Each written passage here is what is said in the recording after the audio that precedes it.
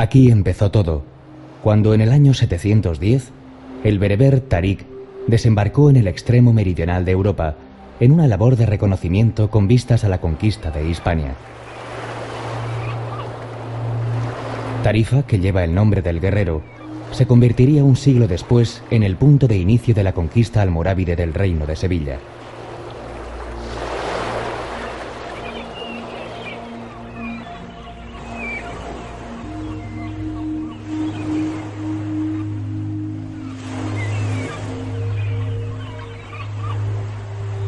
Como guardián del estrecho se alza su alcazaba, de época califal, llamada hoy de Guzmán el Bueno, quien en la época de la invasión musulmana prefirió sacrificar a su hijo antes que rendir la plaza.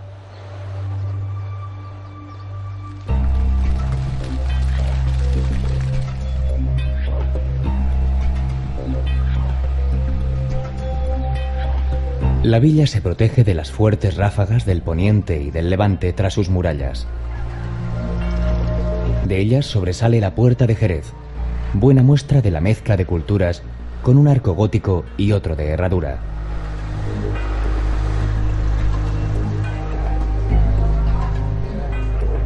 En el interior se despereza el entramado urbano de cuestas y callejuelas.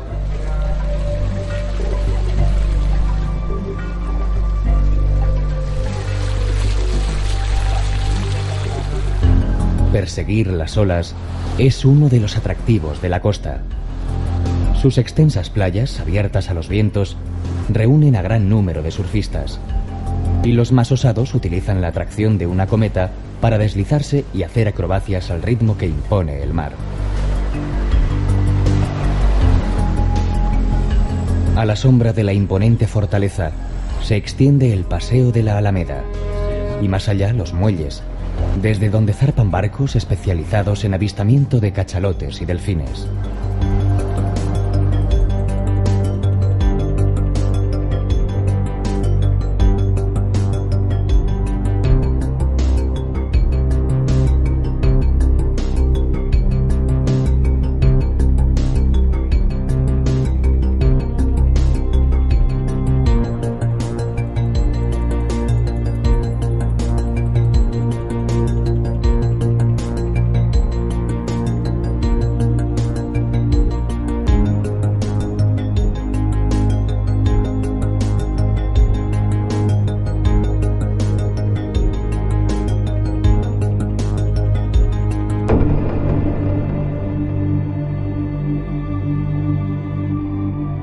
Encaramada en lo alto del cerro del castillo, desde donde mira las tierras de pastoreo del Toro Bravo, Medinasidonia enseñorea su pasado mestizo.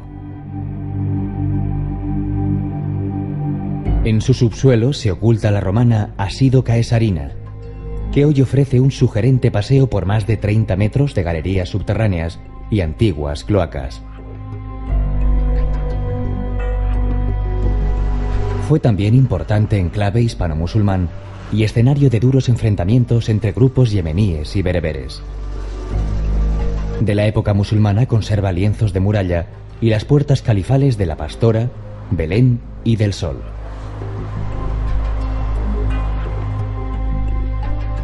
A los pies del castillo, la imponente iglesia gótica de Santa María la Coronada atesora un retablo plateresco y la talla barroca de Nuestra Señora de la Paz.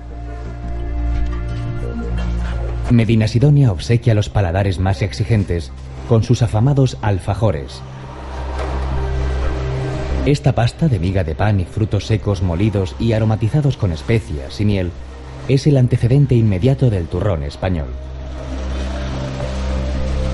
La forma de elaborar los alfajores difiere según sea el pastelero, lo que ha dado lugar a numerosas leyendas, como aquella que afirma que en tiempos de los omeyas una esclava árabe llegó a conseguir su libertad gracias a la exquisitez de la fórmula que empleaba.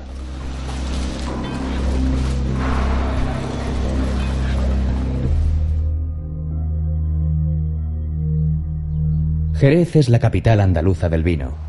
Las primeras cepas fueron traídas por los fenicios, que la bautizaron como Shera. Su perfil actual se debió a los almohades, que la llamaron Sharis, y trazaron el amplio recinto amurallado.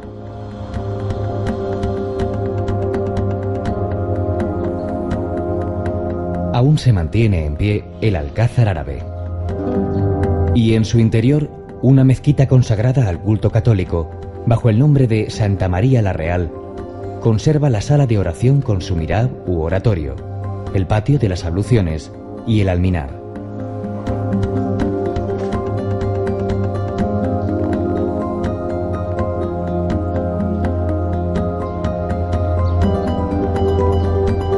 Junto a una de sus puertas se muestran los restos de un hamam.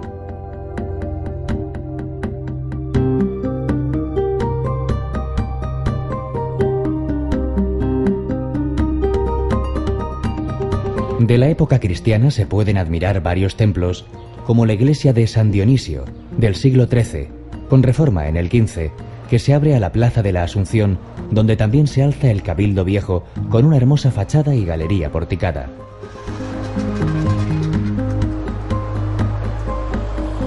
Aunque es la imponente catedral gótica la que se lleva todas las miradas. Fue construida sobre una mezquita y en su interior guarda valiosas obras de arte, como la pintura de La Virgen y el Niño de Francisco de Zurbarán.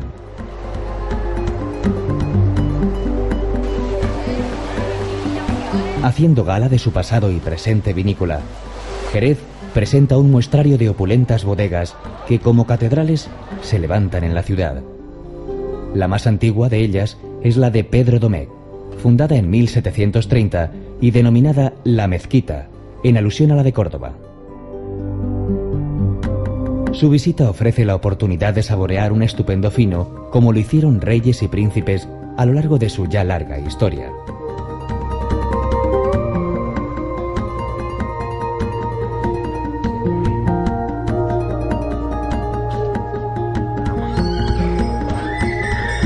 Jerez se vanagloria de sus vinos, su buen flamenco y también de los caballos cartujanos de largas crines que nunca pierden el compás.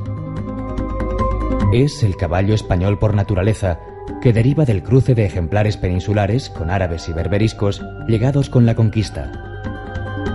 Fueron sobre todo los monjes cartujanos de Jerez los encargados de preservar la pureza de la raza española.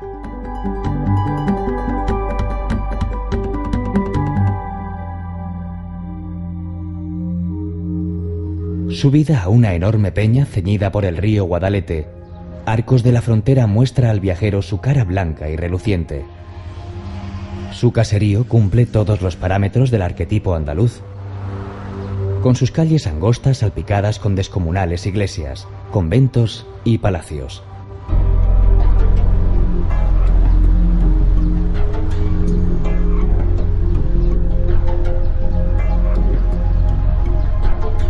En lo alto se alza el castillo del que se conservan algunos torreones y puertas, testigos de las numerosas luchas entre las diferentes facciones árabes por el control de esta plaza.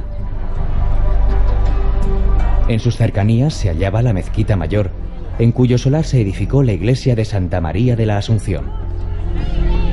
El templo del siglo XV muestra una impresionante portada con profusa decoración de motivos vegetales y heráldicos.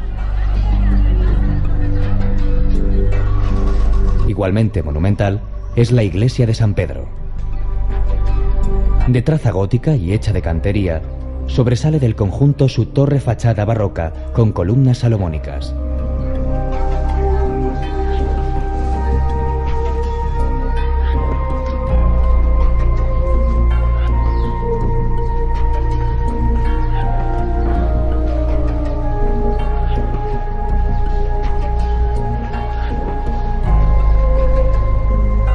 Del casco antiguo se sale por la Puerta Matrera, el principal vestigio del perímetro amurallado que defendía la villa medieval.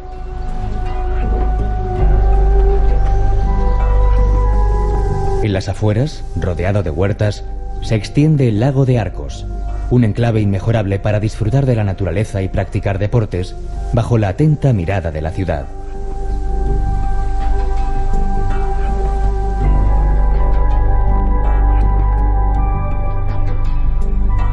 Calificada de alegre y bulliciosa por las crónicas medievales, el paso de las diferentes culturas que albergó a lo largo de su larga historia no alteró el carácter de Sevilla, aunque sí engrosó su considerable patrimonio.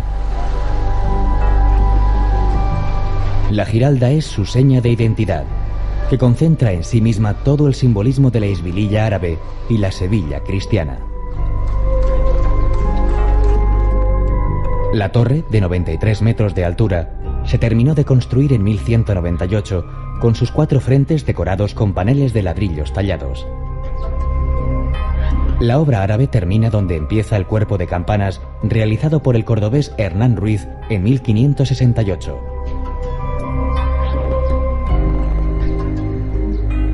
En su cúspide se colocó una estatua de la fe, la veleta conocida como Giraldillo o Giralda. Junto con la Giralda, el patio de los Naranjos, con su puerta del perdón, son los únicos restos de la mezquita mayor que levantaron los almohades en 1172 sobre una iglesia visigoda.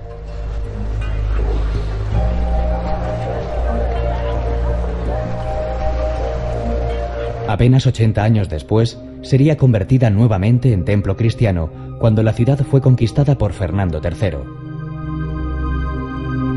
En 1401, el cabildo decidió hacer obra tal que las futuras generaciones nos tengan por locos. Así surgió el tercer templo más grande de la cristiandad, después de San Pedro de Roma y San Pablo en Londres. La traza general de la catedral gótica se atribuye a Alonso Martínez, aunque en su edificación intervinieron numerosos maestros. Sobresale el mausoleo de Cristóbal Colón, cuyo viaje a la Catedral de La Habana, a donde estaba destinado, se vio interrumpido por la independencia de la última de las colonias de ultramar. Una reja del siglo XVI protege el coro y su gran órgano de 1725. La capilla real, de estilo renacentista, tiene una gran cúpula diseñada por Hernán de Ruiz en 1557. En el exterior vuelve la superposición de órdenes y estilos con otro ingrediente, el legado judío, presente aún en el turístico barrio de Santa Cruz. Sobre esta base se levantó la Sevilla imperial, con edificios tan disímiles como el austero Archivo de Indias, proyectado por Juan de Herrera, o la renacentista y barroca Casa de Pilatos, para muchos una evocación del palacio del procurador de Judea.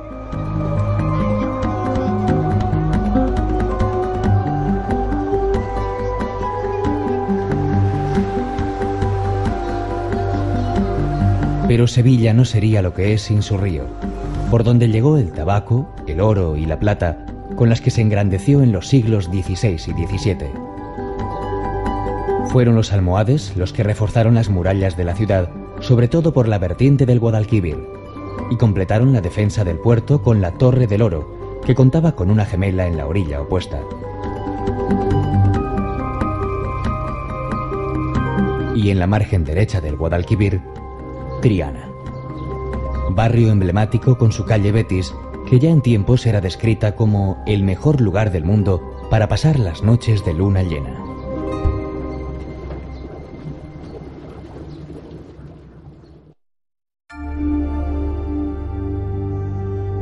Sevilla es poseedora de una artesanía variada y desbordante, muy unida a las celebraciones de la Semana Santa.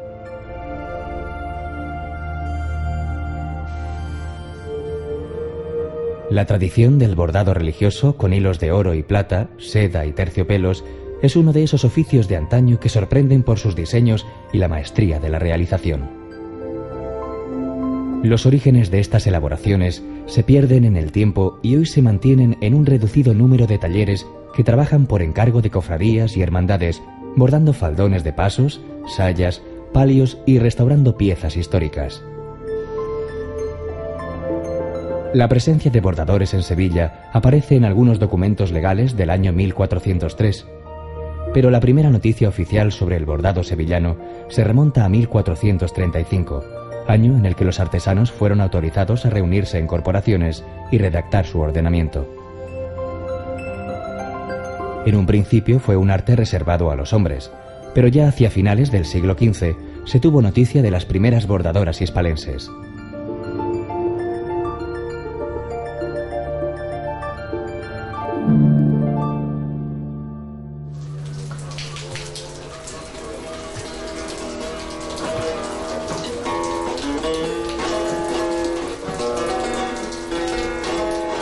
madera noble y manos de artesano dan cuerpo y vida a la guitarra española. La guitarra es como un puzzle, un todo articulado. Primero hay que elegir las maderas de primera calidad con las que se va a construir. Después empieza una labor artesanal que, en esencia, es la misma que hace más de 100 años, cuando la de 6 cuerdas alcanzó su mejor sonido, belleza en el tono y proyección. Después de seleccionadas, las maderas se calibran o, lo que es lo mismo, se les dan las medidas exactas. El siguiente paso es empezar a ensamblar las piezas, unir la tapa a los aros, el mástil a la caja. Con la estructura hecha, se lija y se fija toda la madera. Luego se barniza y se le da el acabado final en un proceso que dura, como mínimo, un mes de paciente laboreo.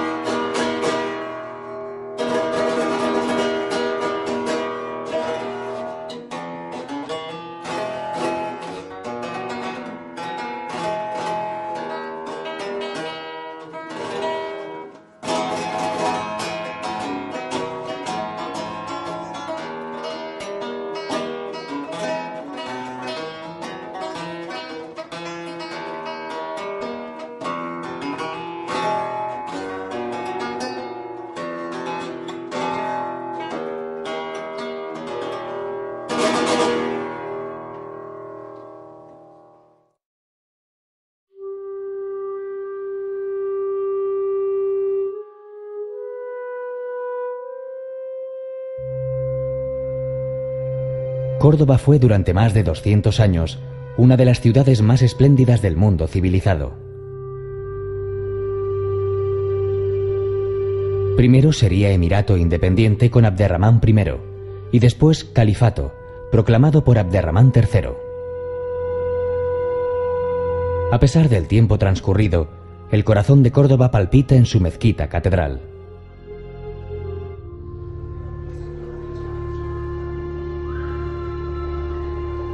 Levantada sobre una basílica visigoda, los sucesivos soberanos fueron consolidando su traza.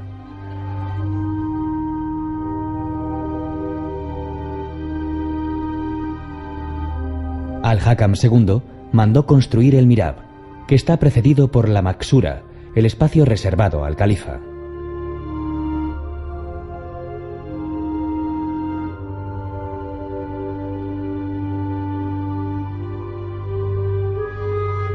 Almanzor extendió su planta. Son en total 19 naves perpendiculares al muro de la Qibla, orientado hacia la Meca.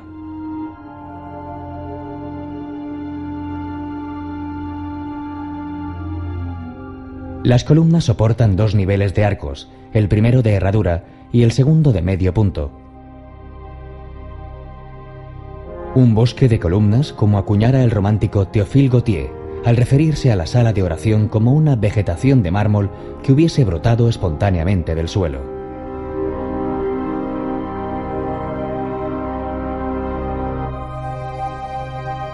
En la zona central hicieron construir los reyes cristianos la capilla mayor y la capilla real. Y años después, en 1523, empezaron las obras de la catedral gótico-renacentista, iniciadas por Hernán Ruiz el Viejo.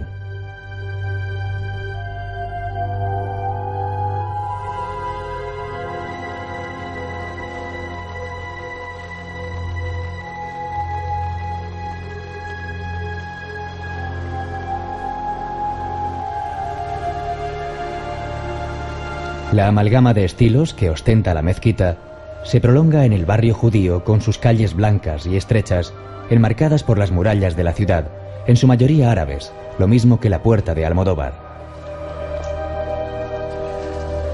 En el barrio hebreo, la estatua de Maimónides recuerda al más grande pensador hispano-judío.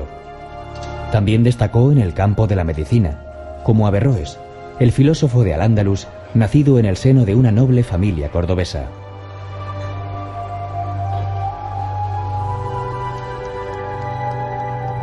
Más vestigios árabes se pueden encontrar en los molinos emplazados en la ribera del Guadalquivir, como la noria de Albolafia. en el gusto por los jardines y tapias cubiertas de flores y en los surtidores de los patios.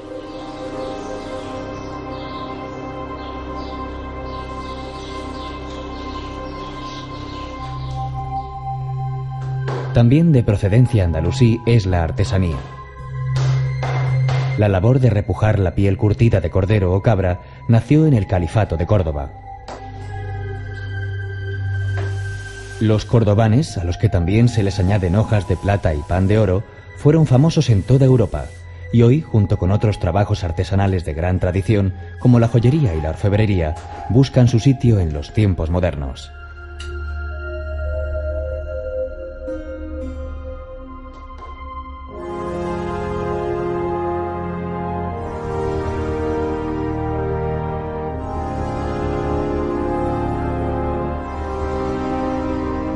Entre un mar de olivos se extiende la ciudad de Jaén, a la sombra del castillo de Santa Catalina. De origen hispano-musulmán, la fortaleza fue reformada en el siglo XII, tras la toma de la ciudad por Fernando III.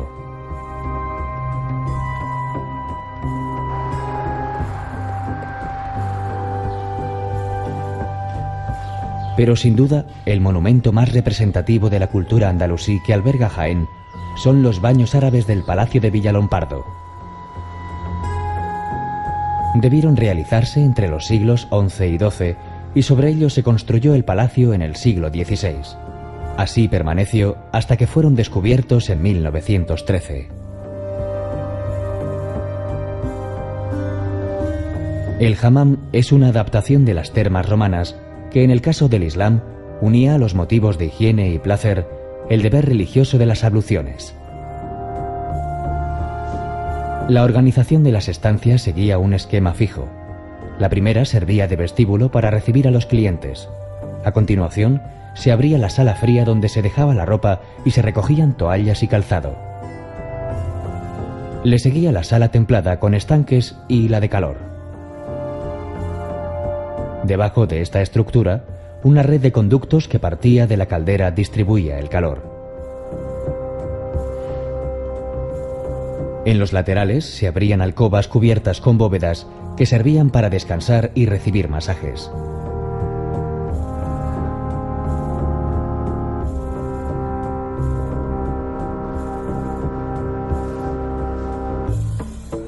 Por contrapartida, el monumento cristiano más representativo de la ciudad es la catedral, magnífico edificio construido entre los siglos XVI y XVII, según las directrices de Andrés de Vandelvira. La fachada compone un retablo en piedra con un brillante despliegue escultórico, centrado por la efigie de Fernando III.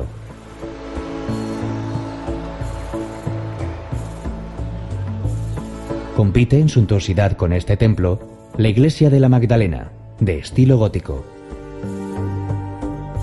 Fue levantada sobre una mezquita de la que aún se reconocen la base del gran alminar, convertido en campanario, y el patio de las abluciones.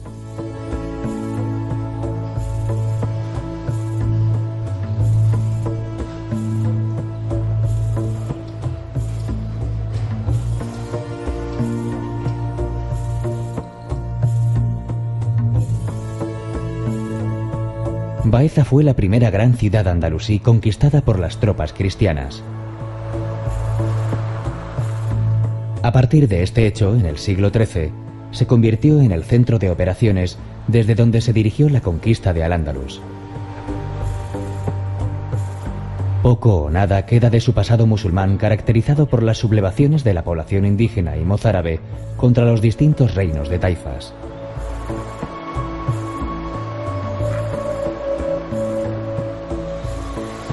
El mejor pórtico para introducirse en la arquitectura de Baeza es la Plaza del Pópulo.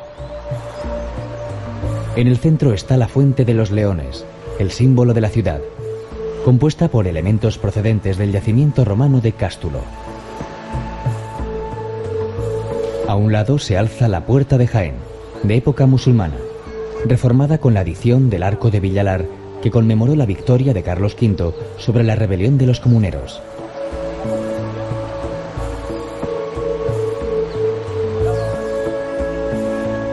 En el costado sur se encuentra el edificio renacentista de la Casa del Pópulo, que fuera sede de la audiencia civil.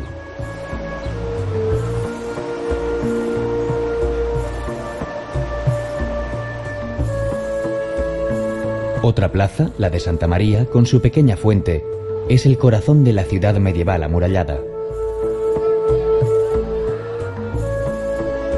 En uno de sus ángulos se alza la catedral, construida sobre los restos de la mezquita Aljama.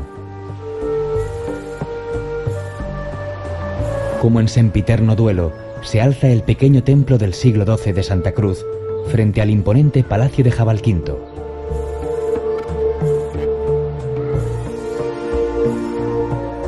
Ejemplo de arquitectura civil, la mansión ostenta una de las fachadas más asombrosas del gótico flamígero.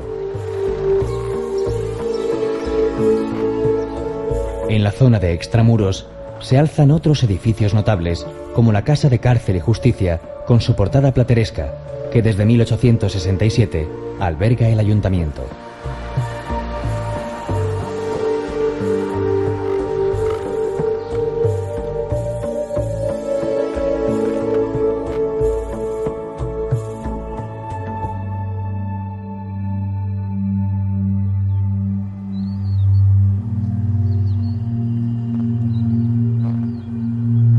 Entre las grandes extensiones de olivares que adornan los suaves cerros, se dibuja Úbeda, conocida como la joya del Renacimiento.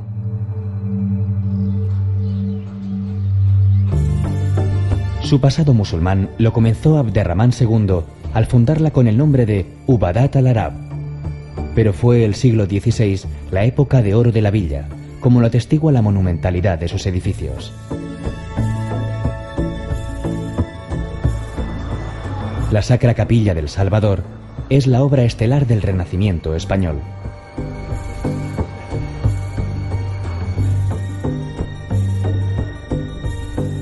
Fue proyectada por Diego de Siloé como panteón familiar para el secretario de Estado de Carlos V, Francisco de los Cobos. La portada se asemeja a la Puerta del Perdón de la Catedral de Granada, con forma de arco triunfal profusamente decorado.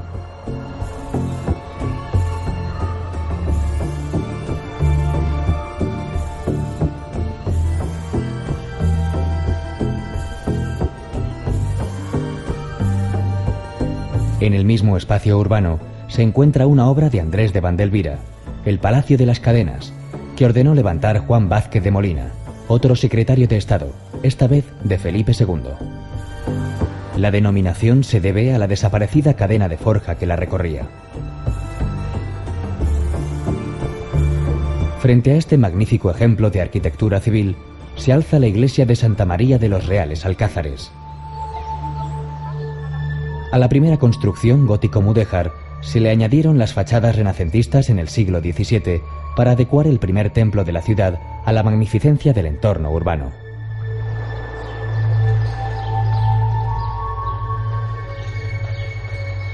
Salpicados por el entramado del casco antiguo, se pueden ver muchos palacios, edificios civiles e iglesias que completan el vasto catálogo de esta villa, patrimonio de la humanidad.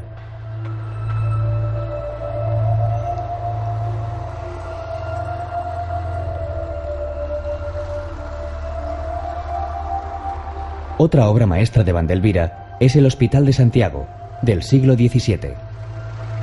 Sobresale la portada con el relieve alusivo al apóstol y las torres de los extremos.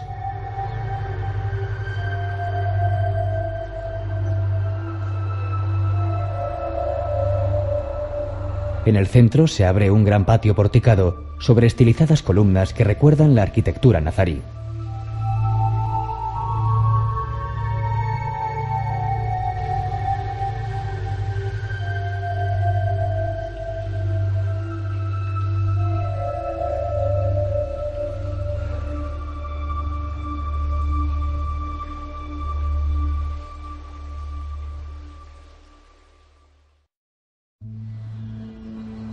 Corría el año 929, cuando Abderramán III se proclamó príncipe de los creyentes con el califato independiente de Bagdad y Córdoba como capital.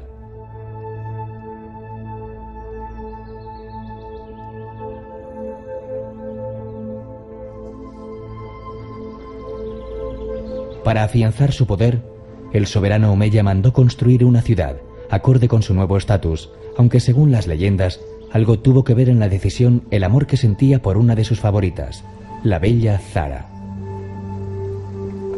Amor o poder, lo cierto es que la ciudad andalusí de Medina Azahara se levantó en apenas 40 años, con una suntuosidad propia de las 1001 noches.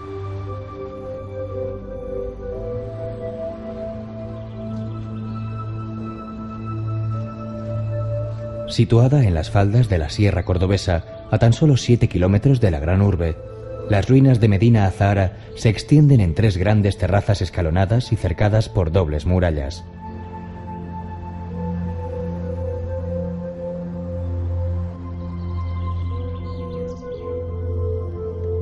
En el centro se encontraba el palacio y la mezquita, jardines con albercas y surtidores, mercados y dependencias administrativas.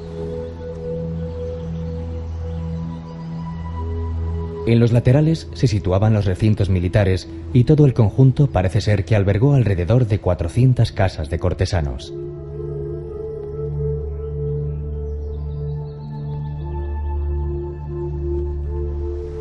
La decoración sigue los parámetros del Al-Ándalus, con tableros de piedra que representan el árbol de la vida y arcos de herradura apoyados en alfices decorados con profusión de motivos geométricos.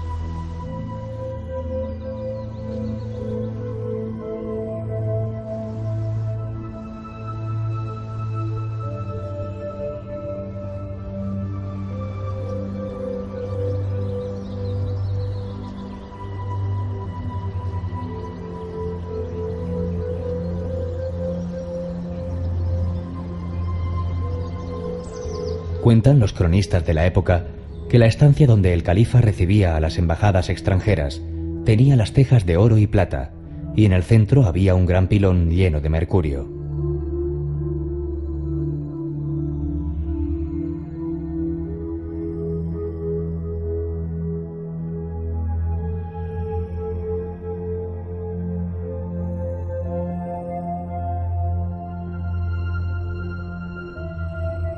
Apenas 7 décadas duró el sueño. Con la caída del califato de Córdoba, la ciudad-palacio fue arrasada por los bereberes y después cayó en el olvido. Fue cantera de materiales de construcción hasta que en 1910, con las primeras excavaciones, se comenzó a vislumbrar la grandeza del lugar.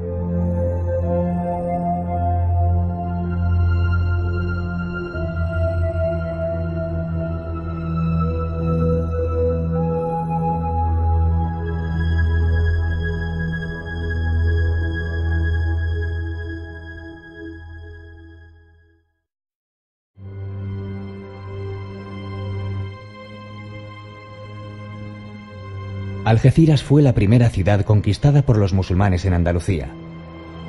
El paso geográfico por donde fluyeron las distintas corrientes del saber y del arte, junto con los sucesivos contingentes de las dinastías islámicas llegadas de la otra orilla del Mediterráneo.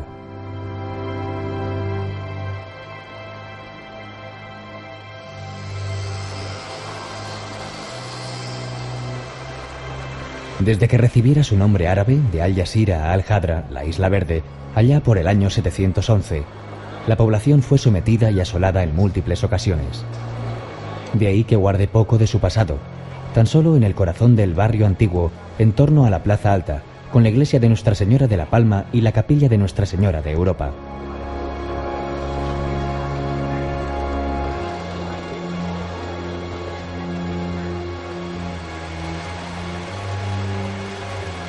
En lo que fue la Villa Nueva, se extiende el Parque de María Cristina y los vestigios de la Medina Merini.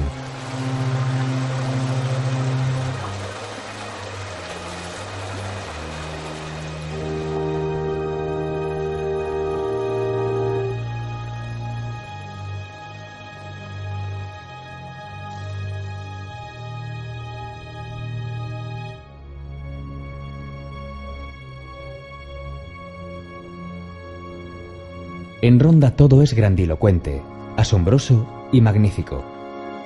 El Tajo, el puente que lo salva y la ciudad que se asoma al abismo.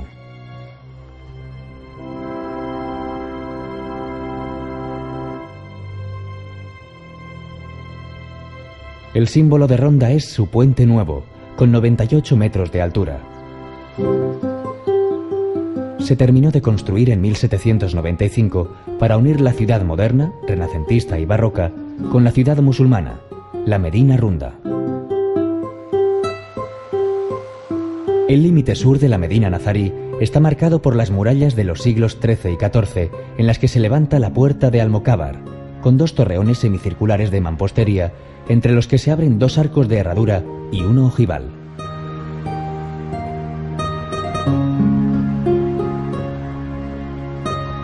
La iglesia de Santa María de la Encarnación, en la que conviven los estilos renacentista, gótico y barroco, señala el centro de la ciudad musulmana. Ocupa el lugar de la mezquita Al-Jama, de la que todavía se conservan restos incorporados al templo cristiano. El más importante es el mirab, de finales del siglo XIII, hacia el que se orientaban las plegarias.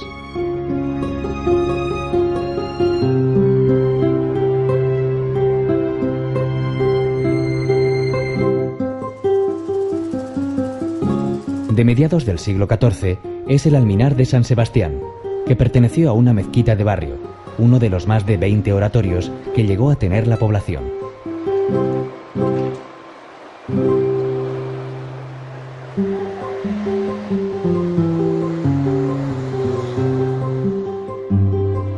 Aún se conservan los baños árabes, situados junto a una de las puertas de la ciudad. Creados en el siglo XIII, estuvieron en uso más de 300 años, hasta que los cristianos, poco dados al aseo y al goce de los cuerpos, los cerraron.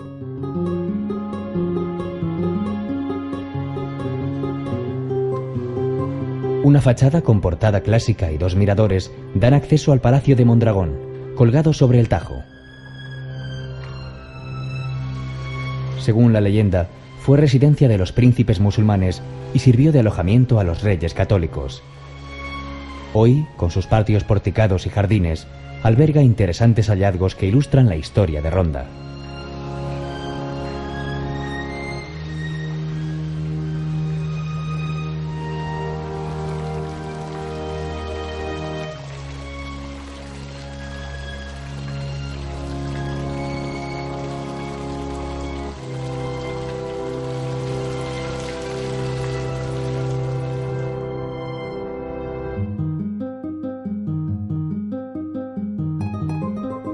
Ya decían los cronistas árabes que Malaca, la actual Málaga, era una ciudad hermosa, con elegantes viviendas, rodeada de higueras, cuyo puerto tenía dos dársenas naturales y desde donde se exportaban las mejores granadas, almendras e higos.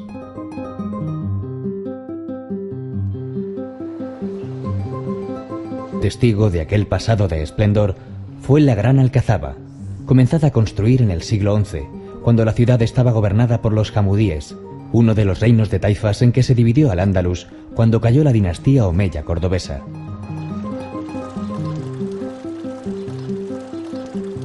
La entrada, protegida por una impresionante torre albarrana, da acceso al Palacio del Interior, que se inspiró en el arte del califato. Algunas de las columnas que sustentan los arcos son fustes y capiteles romanos tomados de las ruinas de los alrededores.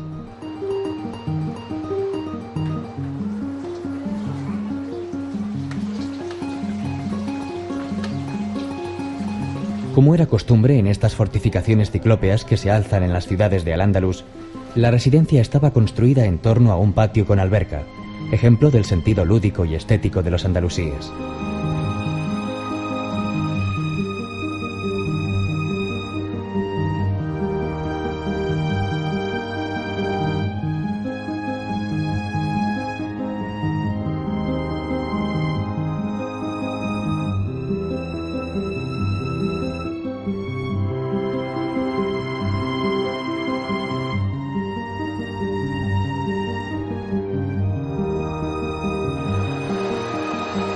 Junto a la Alcazaba, la Puerta de Atarazanas, construida en época de Yusuf I, conserva un arco de herradura con la divisa nazarí que proclama que solo Dios es victorioso.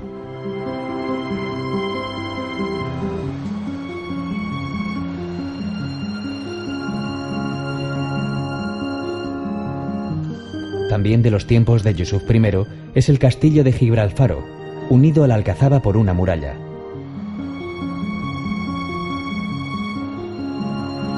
Detrás de este imponente sistema defensivo se despliega el centro histórico de Málaga. El teatro romano del siglo I recuerda que esta es la segunda ciudad más antigua de la península después de Cádiz. Fue asentamiento de fenicios, griegos, romanos, bizantinos y visigodos antes de la llegada de los árabes. La catedral, levantada sobre una mezquita, es una interesante mezcla de renacimiento y barroco.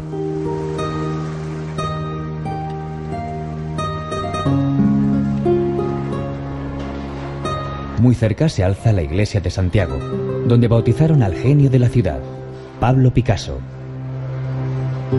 y su casa natal en la movida Plaza de la Merced, 2 paradas obligadas antes de conocer el museo dedicado al pintor.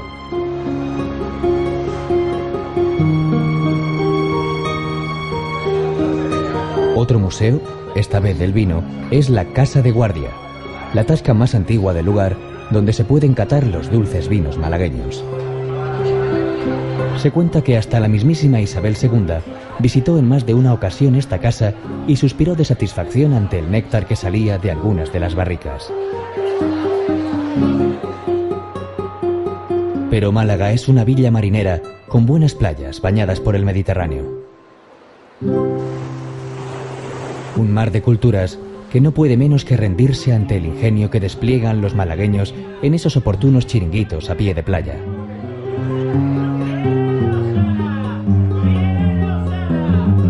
En el Tintero se asiste a una auténtica subasta de platos: boquerones, calamares, pescailla, chopitos, chanquetes y demás especialidades de concha fina son voceadas por los camareros que compiten en chascarrillos, estribillos y salero.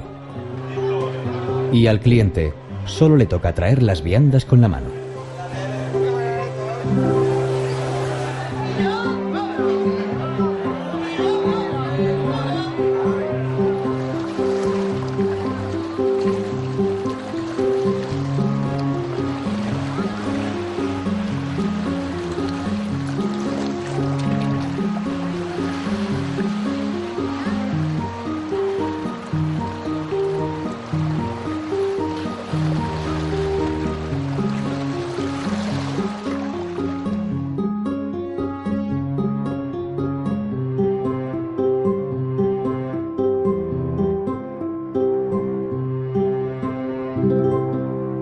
Almería, fundada por Abderramán III en el siglo X con el nombre de Almarilla, fue la puerta marítima de Al-Ándalus.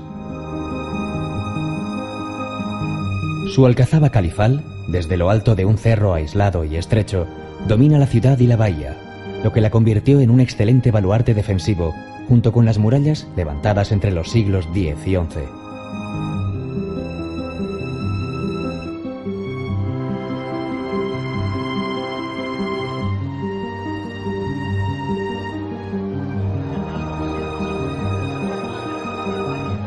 Cuesta abajo se ubica la catedral, ejemplo de iglesia-fortaleza que se terminó de construir en el siglo XVII bajo la dirección de Diego de Siloé.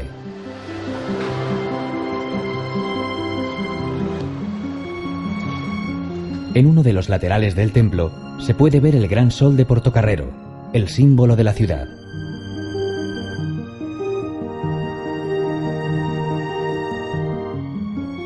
Sobre una antigua mezquita se levantó la iglesia de San Juan, que conserva el mirab del siglo X y los adornos de estuco.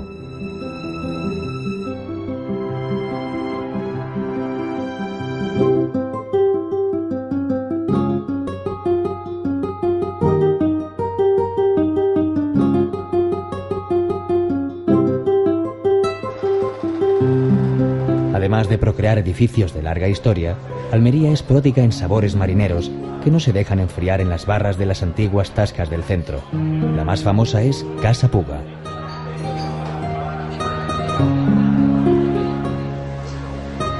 Y para trasiego de gentes y ambientes, el paseo de Almería que empieza en la Puerta Purchena, con ejemplos de urbanismo del siglo XIX como la Casa de las Mariposas.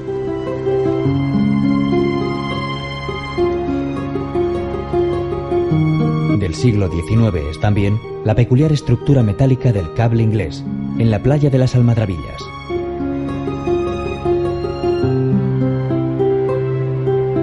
un antiguo cargadero de hierro por el que se transportaba el mineral proveniente de las minas del Alquife hasta las bodegas de los barcos.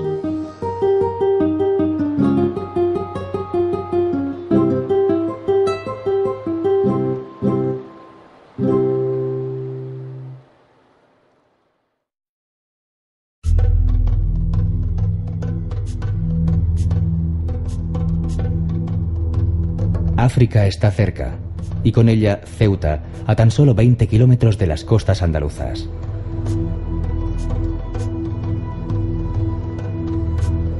La posición estratégica en la orilla sur del estrecho de Gibraltar ha condicionado desde siempre su perfil fortificado. Las murallas más antiguas que se conservan son obra de los portugueses, que gobernaron la plaza hasta el último tercio del siglo XVI. La parte más nueva de las murallas reales fue levantada entre los siglos XVI y XVIII por la corona española. Uno de sus mayores atractivos es el foso navegable que une las aguas de los dos mares que bañan la ciudad autónoma, el Atlántico y el Mediterráneo.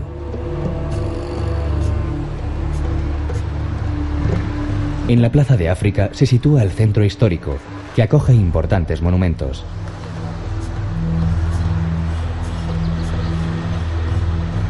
El Palacio de la Asamblea, sede del gobierno, fue inaugurado en 1927. La Catedral de la Asunción, de aire barroco y neoclásico, se levanta sobre los restos de una mezquita.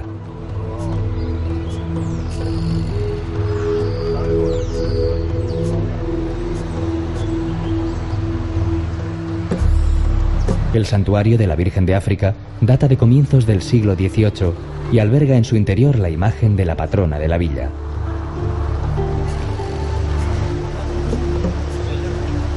Ciudad de secular convivencia de gentes de distintos credos y culturas, tiene entre sus mejores ejemplos de arquitectura religiosa la mezquita Moulay el Mehendi, una de las más antiguas de España.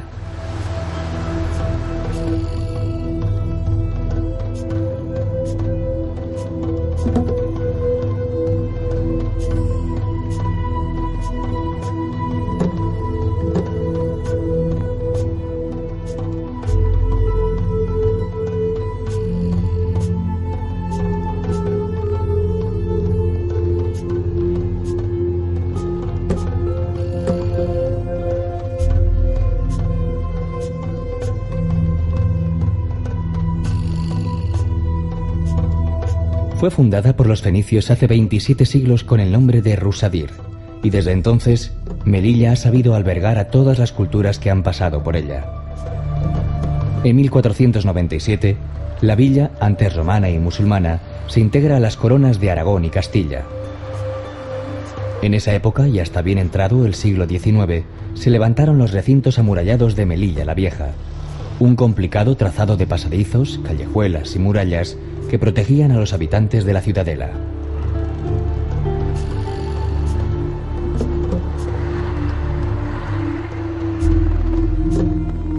En la Plaza de los Aljibes se conjugan, como en ningún otro sitio, los años de convivencia de cristianismo e islam. La impresionante obra hidráulica servía para el abastecimiento de agua de toda la ciudad.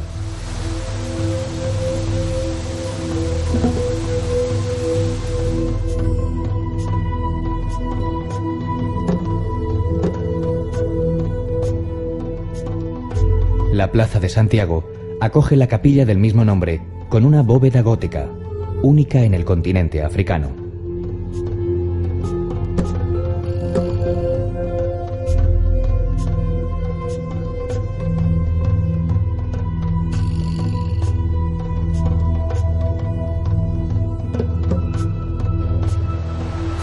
El desarrollo de Melilla llegó con la expansión comercial de principios del siglo XX. Enrique Nieto, discípulo de Gaudí, la convirtió en la segunda ciudad, tras Barcelona, que posee importantes muestras de arquitectura modernista, y a la avenida Juan Carlos I en una de las mejores rutas para comprobarlo.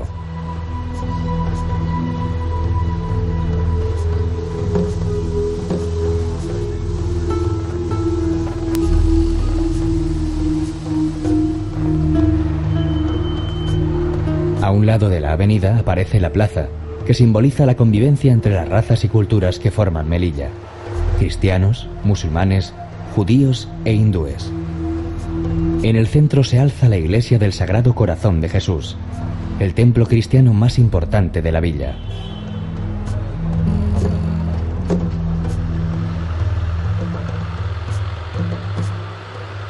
La mezquita central cuenta con un oratorio de Enrique Nieto, al que también pertenece el proyecto del templo judío, la sinagoga de Or Zarua.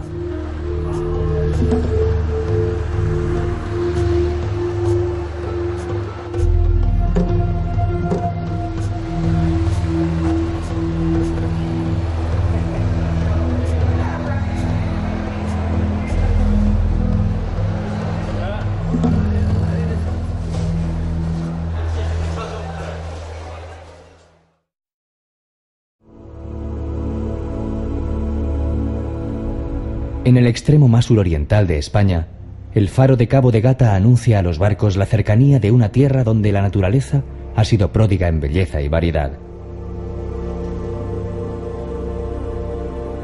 El Parque Natural de Cabo de Gata-Níjar abarca la sierra y una franja de 1 milla de anchura paralela a la costa. El paisaje muestra importantes relieves volcánicos que penetran de forma abrupta en el mar, formando espectaculares acantilados como el de las Sirenas, en alusión a las focas monje que hace unas décadas ocupaban estas rocas.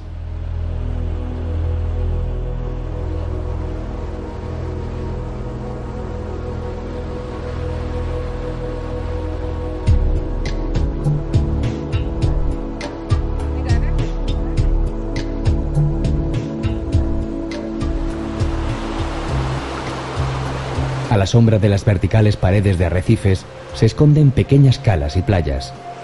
La de Monsul, con el cerro de la Vela Blanca detrás y las crestas de magma, parece un espacio lunar.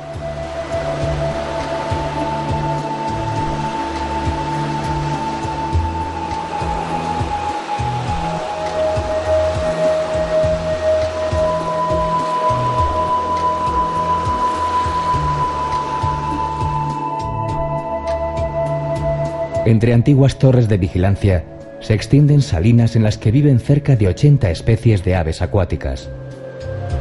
Flamencos, cigüeñuelas, abocetas escarban en los pozos salinos para buscar su alimento.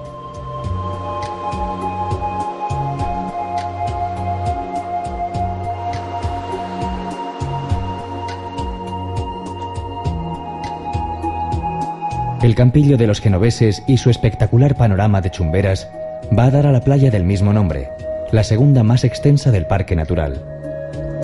Las dunas fósiles recuerdan al contingente de genoveses que desembarcó en la Edad Media para luchar contra los corsarios.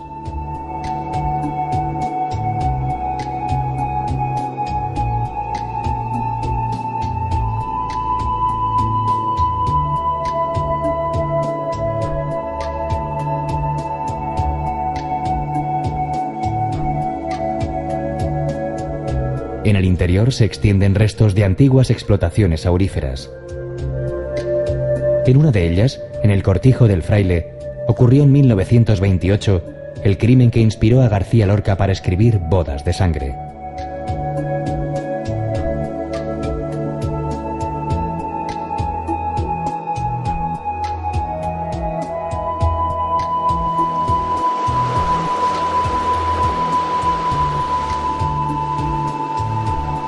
Desierto y mar se dan la mano en esta esquina del mundo, donde se cobija uno de los ecosistemas más singulares de Europa.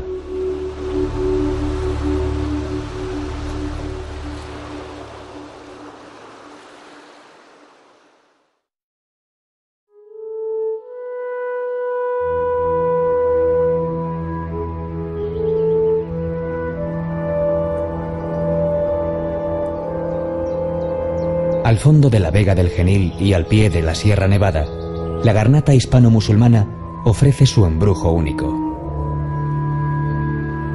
Granada es el Damasco de Al-Ándalus, pasto de los ojos, elevación de las almas.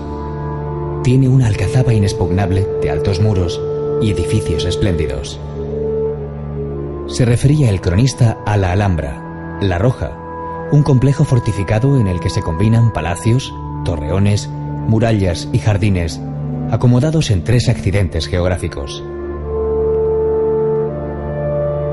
En lo más alto se alza la Alcazaba, con la Torre de la Vela. En otro de los flancos de la Plaza de los Aljibes se levanta el Palacio de Carlos V, obra maestra del Renacimiento español. Se empezó a construir por mandato del emperador a raíz de una visita que hizo a la ciudad. El Palacio de los Comares gira en torno al patio de la Alberca o de los Arrayanes. La Torre de Comares, la más alta del recinto, alberga el Salón del Trono o de Embajadores. En él, Boabdil, el último rey andalusí, decidió en 1492 la entrega de Granada a los reyes católicos que esperaban impacientes en la vecina Santa Fe. El Palacio de los Leones era la casa privada de la familia real. Fue erigido por Mohamed V a finales del siglo XIV con todo el esplendor del que era capaz la dinastía nazarí.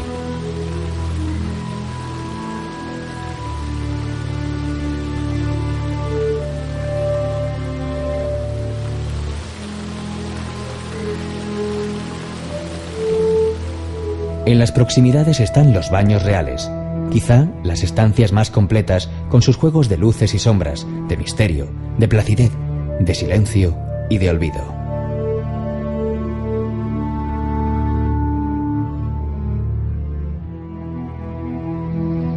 A espaldas del conjunto se alza el Generalife, el Palacio de Verano, un retiro de vegetación y agua que se canaliza en la famosa acequia real.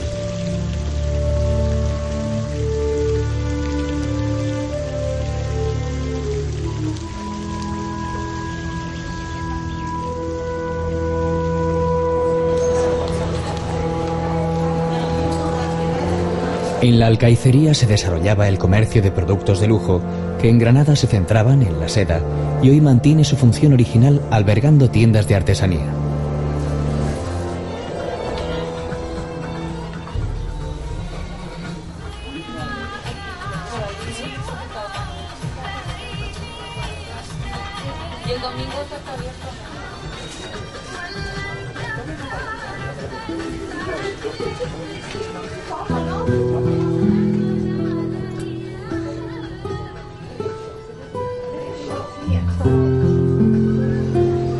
La nota de color la pone la Plaza de Vivarrambla, en tiempos la mayor de la ciudad, el escenario donde se celebraban sus fiestas.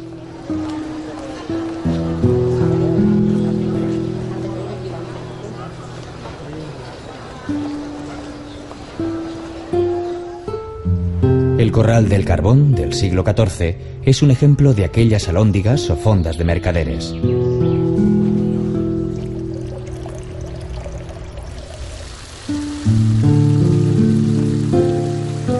La Plaza Nueva es, curiosamente, la más antigua.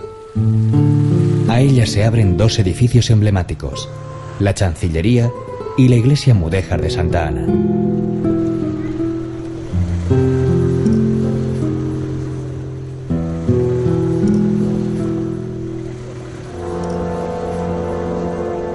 El magnífico templo clásico de la Catedral Cristiana, de la que sobresale su portada barroca, terminó de construirse en el siglo XVIII. La capilla real fue realizada por Enrique Egas para servir de panteón a los reyes católicos. A unos pasos se encuentra la Madrasa, fundada por Yusuf I como centro de estudios de jurisprudencia, medicina, literatura, teología y matemáticas. La monumental puerta de Elvira comunicaba el Albaicín con la Medina que creció a orillas de la Vega.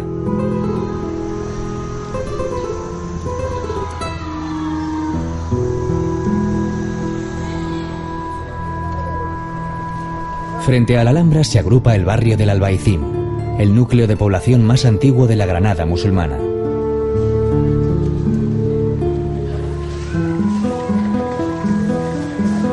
Aún conserva numerosas casas moriscas, restos de mezquitas, aljibes y un regusto andalusí que se respira en su entramado urbano.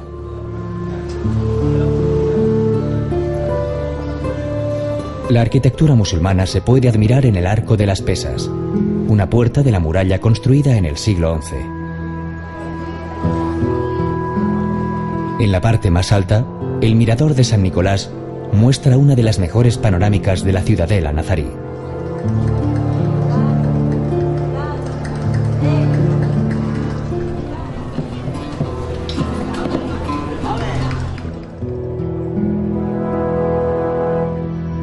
La ruta llega a su fin en el último bastión de Al-Ándalus, la civilización hispano-musulmana. Sorpresa de propios y extraños que la contemplaron con fascinación, como relata aquel romance en forma de diálogo imaginario entre Juan II de Castilla y su aliado y pretendiente al trono granadino, Yusuf IV.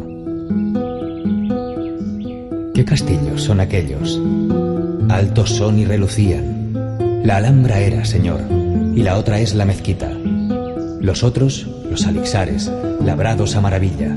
El otro, Torres Bermejas, castillo de gran valía. El otro, el Generalife, huerta que par no tenía.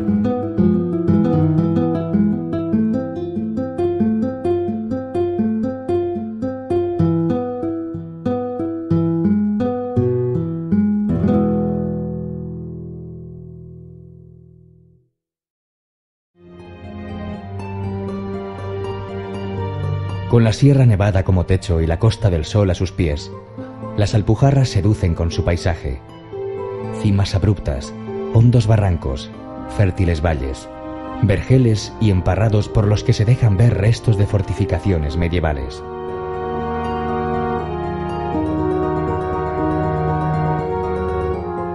En esta zona de paso entre Almería y Granada, en tiempos de Al-Ándalus, se refugió Boabdil tras rendir el reino nazarí a los reyes católicos. Las Alpujarras mantienen, como pocos reductos, estampas de otros tiempos. Sus pueblos, de calles estrechas, empinadas y retorcidas, aún conservan casas con la estructura original de muros de piedra y barro.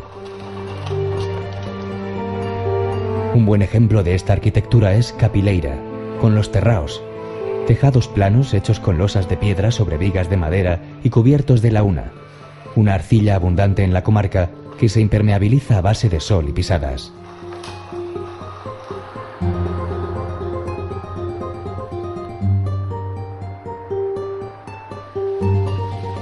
También destacan los tinaos, especie de pórticos o galerías sobre las calles que unen las viviendas, o las conducciones del agua a través de acequias y canales, como se pueden ver en Pampaneira, en donde se ha recuperado el buen quehacer de la artesanía alpujarreña.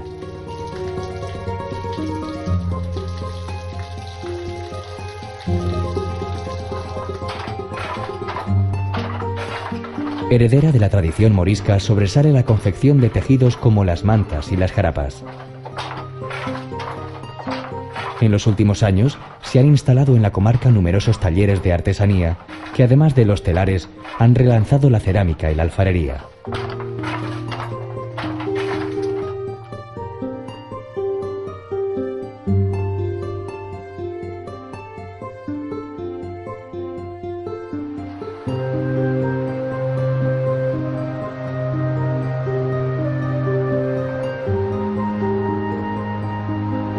La gastronomía tiene un especial signo de identidad entre Vélez.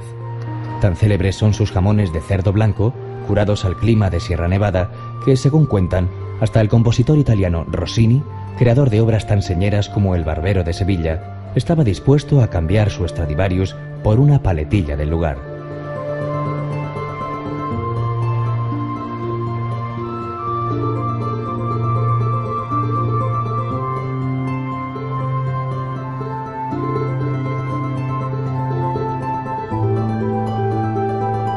Tanto como saborear su jamón, merece la pena una excursión a las 7 lagunas para contemplar las espectaculares vistas del entorno.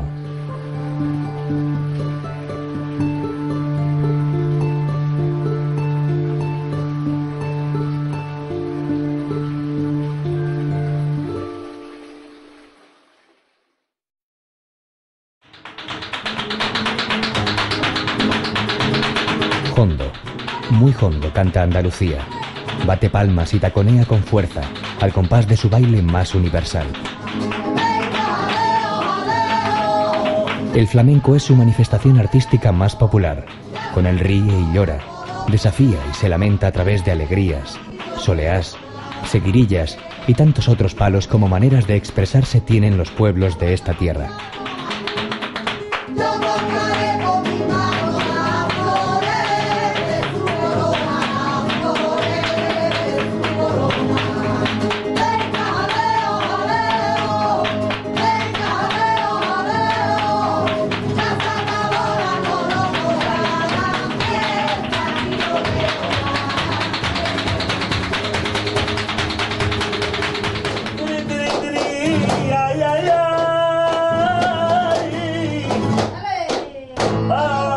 Apenas 2 siglos de existencia nos separan de aquella primera tonada de la historia, sin baile ni guitarra, solo cante, que se asentó en el triángulo formado por Triana, en Sevilla, Jerez y Cádiz.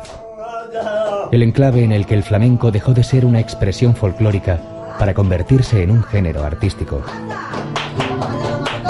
Pero sus orígenes se hunden en los misterios del tiempo y en profundos mestizajes que se transmitieron de generación en generación.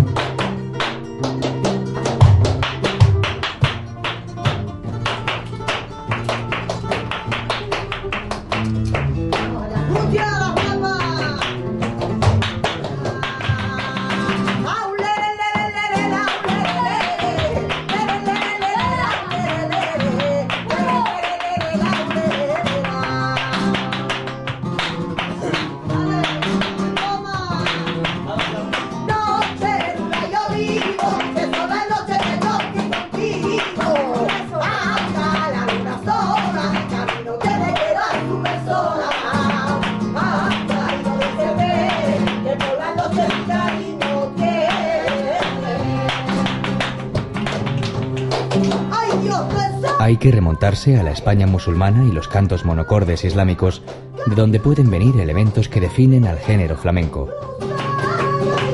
Hay también quien atribuye su creación a los gitanos, que llegaron a España en el siglo XV.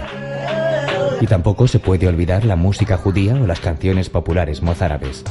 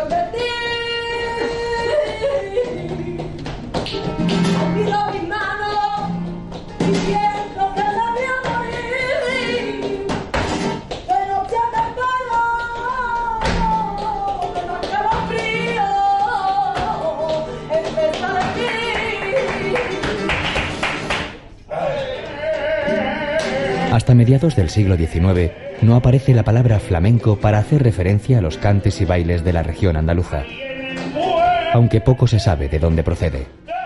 La hipótesis más seria asegura que es una derivación del árabe felag mengu, que significa campesino errante. Así empezó a tomar cuerpo la historia, en las cuevas del Sacromonte, en los barrios gitanos, en los campamentos mineros. fueron la cuna donde se mecía un arte, primero en secreto, hasta que, venciendo los iniciales momentos de recelo, también los no gitanos, los payos de dentro y fuera de Andalucía, empezaron a sentir y a crear flamenco. Y venció las fronteras. Hoy es una música que hace sentir a propios y ajenos cuando arranca la guitarra. El cante suena a quejío, a sentimiento íntimo, con acompañamiento de taconeo, palmas y castañuelas, que forman una armonía, una magia. Y aparece el ángel, el duende, que se adueña del escenario.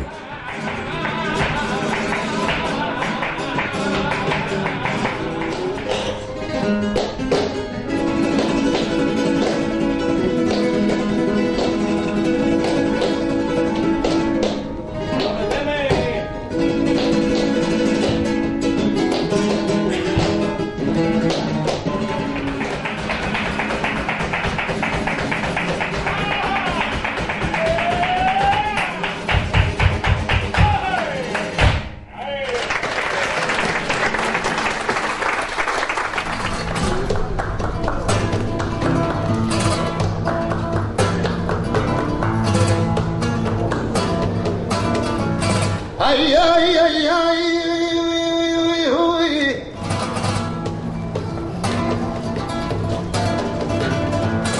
Ya con esta me despido.